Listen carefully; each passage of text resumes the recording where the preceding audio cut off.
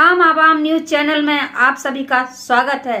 मैं रेखा कश्यप मौजूद हूं आपके इलाके की घटनाओं, शासन प्रशासन तथा आम आवाम की हर छोटी बड़ी खबर के साथ। देखते रहें आम आवाम। डीएलएफ अंकुर विहार वार्ड संख्या 33 के सैकड़ों आक्रोशित क्षेत्र वासियों ने आरडब्ल्यूए अध्यक्ष प्रवीण कुमार की अगुवाई में इलाके की गंदे पानी की निकासी, बरसाती पानी से लबालब भरी सड़कों की विकट समस्याओं को लेकर लोनी नगर पालिका पर धरना दिया। इस अवसर पर पार्षद रामनिवास त्रिपाठी, समाजसेवी मनीष ठाकुर, उपाध्यक्ष चंद्र प्रकाश शर्मा, जनरल महासचिव विकास शर्मा, सचिव अशोक कुमार शर्मा, कैशियर सचिन कुमार, सलाहकार रविंद्र सिंह सहित इलाके की महिलाओं ने प्रशासन से क्षेत्र की बदइंतजामी को लेकर जमकर सवाल किए। धरने के दौरान क्षेत्रवासियों से मिलने पहुंचे अधिशासी अधिकारी के मिश्रा ने आश्वासन देते हुए कहा, मैं क्षेत्र की समस्याओं से भली प्रकार वाकिफ हूँ और समस्याओं के निदान के लिए तत्पर रहता हूँ। देखिए आज की ये रिपोर्ट।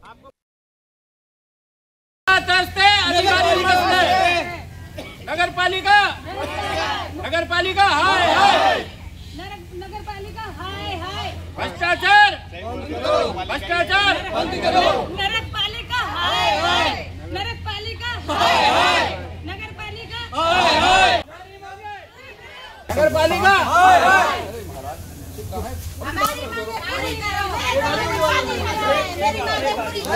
उस दिन मैंने बताया भी था।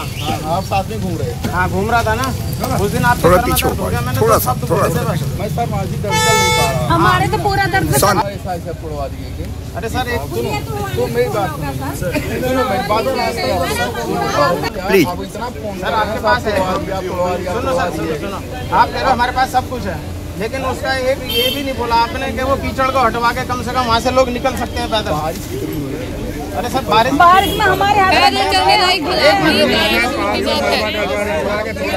वीडियो दिखाइए।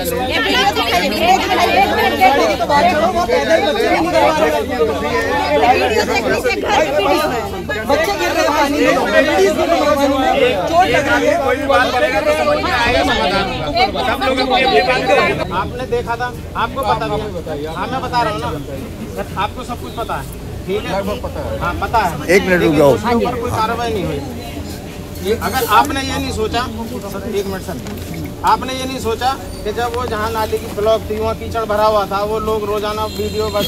सर मैं बताऊँ, मैं 3 तारीख से 3 तारीख से एक मिनट सुनो सर, पानी के बारे में मुझे ही पता है। मैं जल बोर्ड में हूँ। यमुना का जल स्तर इतना चढ़ा हुआ है, प्लांट डूब रहे थे। और मैं बता रहा हूँ ना सर, काम करने की बात बता रहा हूँ। अगर काम ना करो ना तो कुछ नहीं होगा, और काम करो तो कुछ भी होगा। काम करने से पानी का रुख भी बदल जाता है। प्लांट डूब रहे थे, 500 समस्या लगे हुए। आप ही बताओ, उसने आप बता भी रहे तो क्या करवा दें आप?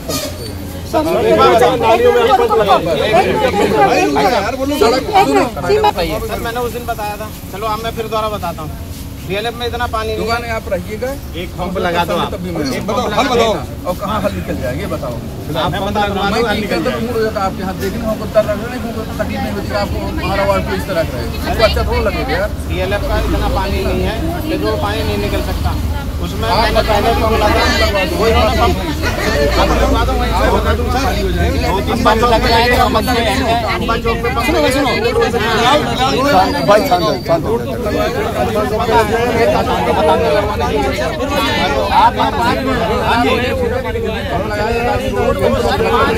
और क्या समस्या है? काम करो आप अंदर चल लो, वहाँ बैठ कर ये है हमारे इनको त्रिपाठी जी को कल से हमारी गली की 10 औरतें इनको फोन किए, किसी वाला कोई आने को तैयार नहीं है। नहीं, ये लोग नहीं कर सकते तो हमारे समाज में जो हम करवा लेंगे। ये चूक हो गई है। अब एक समस्या बहुत सारी आ जाती है, आप नहीं कर पाते। मैं जी बता रहा हूँ, रोड बनाना मेन सी रोड के पास नहीं हुआ। आप बनाए, कोई बनाए बनना चाहिए। बारिश बंद हो जाएगी, रोड का काम चालू। ये आप बनाए या जल्दी का बनाए? कौन बनाएगा जिम्मेदारी आप?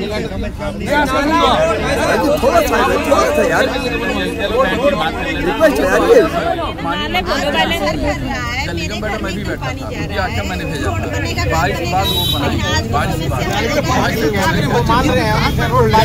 जी को हम लोग साइड कर देते हैं। आप ही अपना नंबर दे दो सारे। आपने कहा बारिश आ रही है, बारिश से पहले भी क्या, मैं ये चाहती हूँ आप मैं बता रहे हम पब्लिक से आपकी क्या हेल्प चाहिए, हम साथ खड़े होने की साथ खड़े हैं। नाली और नाले सब सही करो, हम सब खड़े। आप रीजन मत बताओ कि ये था, बारिश तो चलती रहेगी तो बच्चे दुखी होते रहेंगे। सच्ची बात सॉर्ट बाइक वाला गिरते हैं तो मतलब पैसे सरकार के पास नहीं है। ठीक है, कोई बात नहीं, हम लोग योगी के पास जाएंगे। हम नौटंकी नहीं जाएंगे, हम योगी के पास जाएंगे सीधा लखनऊ, वहाँ भी दिखाएंगे ना बारिश के बाद। नहीं देखो आज तक मैंने बहुत लोगों से कहा मुझे आप कई बार चलते थे, उनका हमको एड्रेस मिल जाता कहाँ लोग हैं, कौन प्लाट खाली को इन्वेस्ट करके छोड़ चले गए, वो आप लिए आफत आप ली हो गई, ठीक ना, आफत आप म्यूनसिपलिटी ली हो गई। तो कृपया हमको ये दीर्घकालीन बता रहे हैं, कुछ दिन उसको कार्रवाई करनी है, हमको कहीं अगर मिल जाएगा लोग एड्रेस दिलवा दीजिए, क्योंकि हमारे पास कोई ऐसी एजेंसी नहीं जिनको एड्रेस भेज सकेंगे। उनका वो पता नहीं चलता। आपने दो प्रॉब्लम बताए। पहली बात सुनिए और जल निगम जो है एक उस दिन माननीय मंत्री के सामने वो कहे हैं और मैंने आक्षेप हमको लगा दिए कि हमारी जो सड़कें हैं बारिश के बाद सही कराएंगे, जिसका मुँह तोड़ा है, लगभग तोड़ दिए हैं, आपके यहाँ लगभग सड़कें खराब हो गई हैं, ठीक ना सर, आप बोलो। उसी वजह से दिक्कत ज्यादा हो रही है। और दूसरी चीज है खाली प्लाट भी पड़े हुए, उसमें पानी भरा हुआ है, अगर सभी नाले पानी प्रॉपर निकलना शुरू है तब भी वो आपके लिए नासूर बने हैं वो, और उसी में कूड़ा डालना है। कूड़ा वो तो स्वाभाविक होता है कि गाड़ी अगर जाती भी, हम नहीं मानते 100% जाती है, इसको नहीं कर 100% जाती है, क्योंकि आप कहो नहीं सर नहीं पता नहीं जाती 100%, ठीक होता क्या लोग बात ऐसा है, गाड़ी जाएगी टाइम पे जाएगी तो 8 बजे निकल गई, 20-25 मिनट का अंतर, आधे घंटे का अंतर। लोग बाग उठे कोई 9 बजे, कोई शाम को झाड़ू लगा, कोई कहाँ, तो उनको रिसोर्स मिल गया उसमें डालने का, ठीक है, छत से उसमें डाल दिया। अब उसको हम निकाल भी नहीं पाते हैं क्योंकि मान लो पानी लगा हुआ है और सड़ रहा लगा था, हम नहीं निकाल पाते हैं, उसको निकाल नहीं पाते, चाह कर भी निकाल नहीं पाते हैं, पूरा तैरता रहता है। उससे जो है अगर सड़कें साफ देती हमें तो पानी नहीं बरसता है।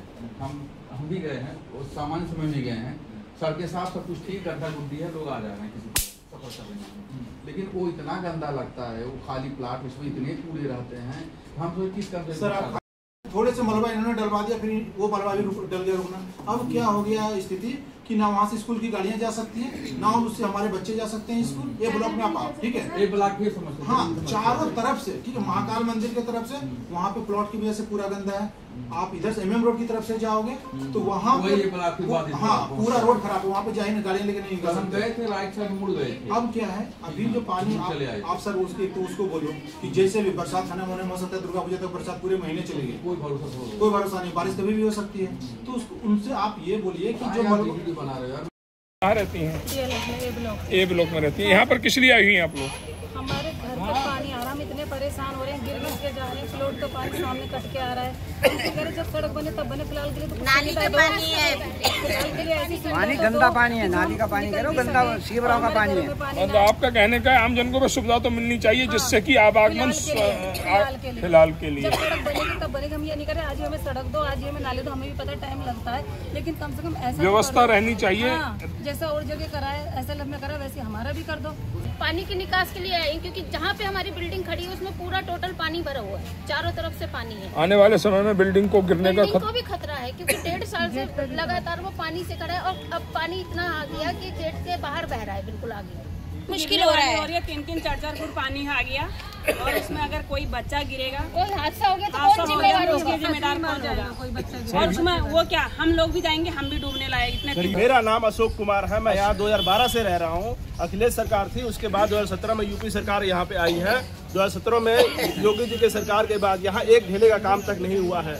हम सिर्फ मलबा भर भर का टेम्पररी काम कर रहे हैं, मलबा भर दे रहे हैं, उसके बाद हम पानी रोक रहे हैं। पानी रुकेगा नहीं, पानी आज तक किसी ने रोका नहीं है। जल प्रलय आदि पहाड़ों में हो रहा है ना, पानी के ऊपर कोई विश्वास नहीं, पानी के ऊपर कोई कार्रवाई हो नहीं रही है। पानी को कैसे रोकथाम किया जाए, नाले ठीक किए जा रहे हैं, न सीवर ठीक किया जा रहा है। सीवर के नाम पे सिर्फ यहाँ पे धांधली हो रही है, भ्रष्टाचार हो रहा है, लूट खसोट हो रहा है। आप सीवर किस हिसाब से डाल रहे हैं? 1 साल लग गया। आप यहाँ पे जो जहाँ पे पब्लिक यहाँ पे रह रही है, आबादी वाली पब्लिक है यहाँ पे, आप ऐसे आबादी वाले क्षेत्र में ऐसे कैसे काम कर रहे हैं कि आपको पूरा 1 साल लग गया सीवर ठीक करने में? अशोक जी, बड़ा सवाल एक और है, नगर पालिका आप लोगों की सफाई व्यवस्था के लिए 4 करोड़ 75 लाख रुपए प्रति महीना पे कर रही है। हाँ। क्या आपको लग रहा है कि लोनी के अंदर या आपके वार्ड के अंदर वो सफाई नजर आ रही है? सफाई तो सर कूड़े वाले आते हैं, नाली में सिर्फ पानी हिला के चले जाते हैं। जब आपका वहाँ पे जो ये डेयरी वाली फार्म वाले हैं, भैंस गाय भैंस जो पाल रहे हैं, उनका गोबर नहीं रुक रहा है, गोबर नालियों में बह रहा है, तो हमारा पानी कैसे निकलेगा? नगर पालिका क्षेत्र में डेयरी चलाना पूर्ण रूप से अवैध है। क्या ये एक भ्रष्टाचार नहीं है कि वो डेयरियां बेरोक टोक चलाई जा रही हैं? हमारा जनप्रतिनिधि बिल्कुल डरपोक है। हमारा जनप्रतिनिधि बीजेपी के ही है, सांसद विधायक MLA MP सब बीजेपी के हैं, लेकिन इन लोगों के ऊपर इनका डर बैठा हुआ है, इनको डरा दे रहे हैं लोग। ये लोग जो डेयरी चलाने वाले हैं गुंडे मवाली हैं। यहाँ पे सफाई व्यवस्था की चर्चा करें तो नगर पालिका साधनहीन नगर पालिका है, और इसके लिए मैंने कम से कम 50 लेटर मेरे पास लिखित हैं, और उन आधारों उन प्रमाणों के आधार पर मैं कह सकता हूँ। दूसरी बात क्या है कि इस समय जल की समस्या बहुत ज़्यादा है, जल भराव DLF में बहुत ज़्यादा है। सीवर का भी काम चल रहा है, उस वजह से भी थोड़ी सी समस्या अधिक बढ़ी, क्योंकि पूरा DLF खुदा पड़ा है। सर 2 महीने से सीवर का कार्य बंद है। सीवर का कार्य इसलिए बंद है, सीवर का जो है उनका पेमेंट नहीं हुआ है, वो जनता की जिम्मेदारी नहीं है, और उस पेमेंट नहीं होने की वजह से ठेकेदार ने लिखित रूप से दे दिया है। जल विभाग के अधिकारियों से अभी मैंने 4 दिन पहले वहाँ निरीक्षण करवाया है, और उन्होंने कहा जैसे ही बरसात थमेगी और उन्हें उसी गति से दोबारा सीवर का काम चालू होगा। ये बरसात का बस 10-15 दिन का संकट है। बाकी की जो आप जो सफाई की बात कर रहे हैं, कूड़े की बहुत अधिक समस्या है। साधनों का कहीं ना कहीं आप जो कह रहे हो कि 4 करोड़ 75 लाख का जो टेंडर हुआ है, उसमें साधन के अभाव के कारण जो DLF है वहाँ अव्यवस्था फैली हुई है। जिम्मेदारी किसकी? जिम्मेदारी शासन और प्रशासन दोनों की। फिर शासन और प्रशासन जिम्मेदारी संभालने में असफल साबित क्यों हो रहा है?